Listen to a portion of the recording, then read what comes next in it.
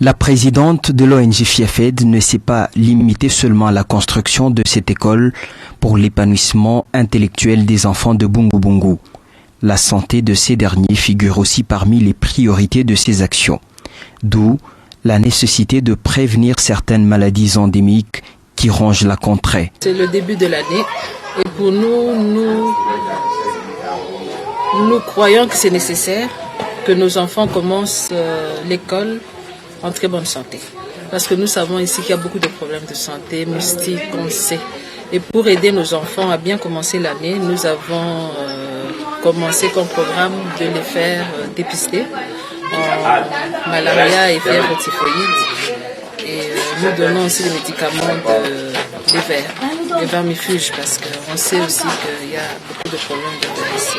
Normalement, ces examens se feront 2 fois, en début d'année et avant les examens de fin d'année. Parce que comme ça, on pourrait donner l'occasion à nos enfants de préparer les examens de fin d'année en très bonne santé. Qu'il n'y ait pas de problème, les enfants ne se sont absentés pour les examens parce qu'ils étaient malades. Après le dépistage de la malaria et la fièvre typhoïde chez les écoliers de Wikolombe, des soins leur ont été administrés sur le champ et cela sans aucun frais. Et après 15 minutes, on a déjà les résultats. C'est sur base de cela, après les résultats, si le TDR est positif, nous donnons des antipaludins en rapport avec ça.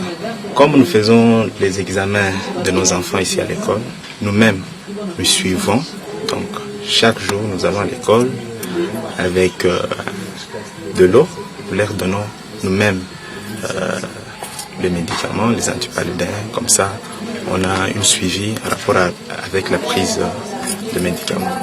Le chef de groupement n'est pas resté indifférent face à ce énième geste de la présidente de l'ONG FIAFED dans sa juridiction. Je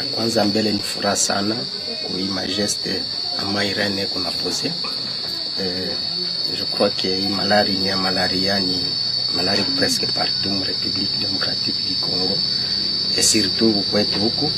C'est ainsi que tu as accueilli le geste à la Forasa. Après Bungu Bungu, Madame Massangu Irène et l'équipe médicale ont procédé à la même opération dans les villages avoisinants. Ici, à plus ou moins 80 km de Lubumbashi, sur la route Likasi, la patronne de FIAFED a remis aux femmes enceintes des moustiquaires imprégnés.